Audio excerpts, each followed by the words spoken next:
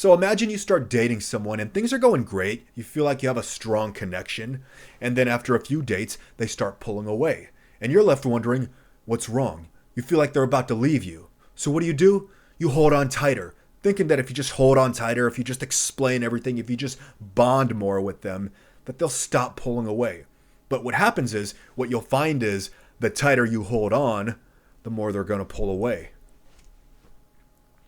Now, if you're new to attachment theory, there's 4 main attachment styles that we cover. There is only one secure attachment style. That's the secure attachment style. The rest of these are insecure. The anxious preoccupied is preoccupied with a relationship or the idea of a relationship. They struggle with independence. The dismissive avoidant is hyper independence. They fear closeness and intimacy. And the fearful avoidant is a mix of both anxious and avoidant. That's why this is the disorganized attachment style. Today, we're going to be talking about a relationship between the anxious preoccupied and the dismissive avoidant, because these two attachment styles often attract each other, and I explain why in another video. But today we're going to be talking about why the dismissive avoidant will pull away in the middle of a relationship when things seem to be going great. Now, the thing about a dismissive avoidant is they tend to get overwhelmed with emotions, right? Even if those emotions are positive. Things like affection, validation, intimacy, it can all be overwhelming for them. Now, when an avoidant feels overwhelmed, they need time on their own to process their emotions, to self-soothe. So what they'll do is they'll pull away, right? Now, you might be wondering, why don't they just say that they need time and space to process their emotions? Why don't they just say that they need time on their own to self-soothe? Well, here's the thing, okay? A self-aware avoidance, an avoidant who is self-aware, sometimes will, especially if it's a serious relationship and they're working on themselves, it becomes easier for them to communicate their needs.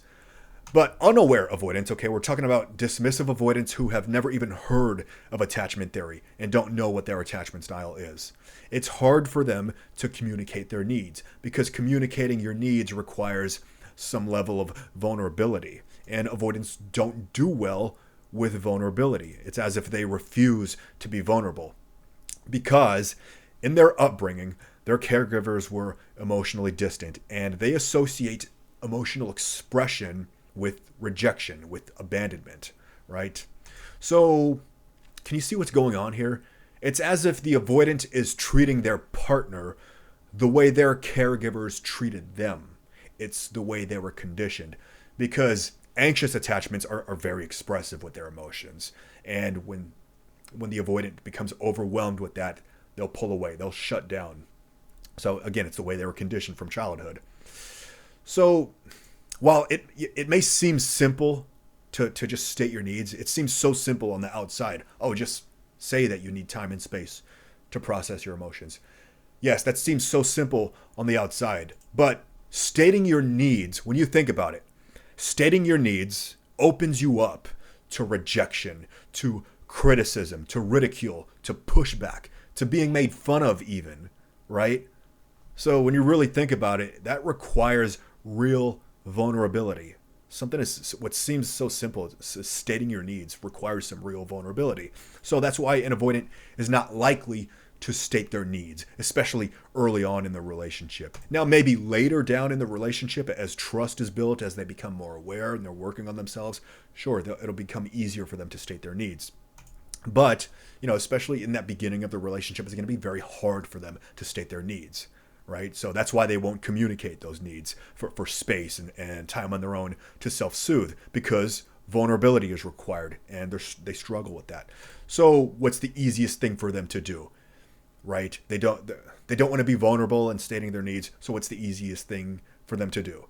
It's to pull away, right? That is their default defense mechanism. It's a way of protecting themselves. They'll just pull away and they'll just shut down their emotions. They'll kind of stuff their emotions, right? And that's why they pull away. Now, if you are dating an avoidant, it is my hope that, you'll both develop some self-awareness in your relationship about what each other's needs are and about your attachment styles. And when you sense an avoidant pulling away, when you sense your partner pulling away, it's likely that they're an avoidant. When this happens, Don't try to force answers out of them because it's only going to push them away even further. And I know that can be challenging if you have an anxious attachment style, but I want you to see this as an opportunity to heal those anxious tendencies. So, and if you're watching this video, you already have some self-awareness of your anxious attachment style. So you are already so many steps ahead of someone with an anxious attachment style who is unaware of it. So good on you. So I hope I brought some good into your life today. If so, please like and subscribe, and please continue to share your stories and your experiences in the comments. And if you think this video might help somebody, please share it with them. Now, I do discuss about how you can respond in a secure way when an avoidant pulls away. I talk about that in this video up here, so give that a look.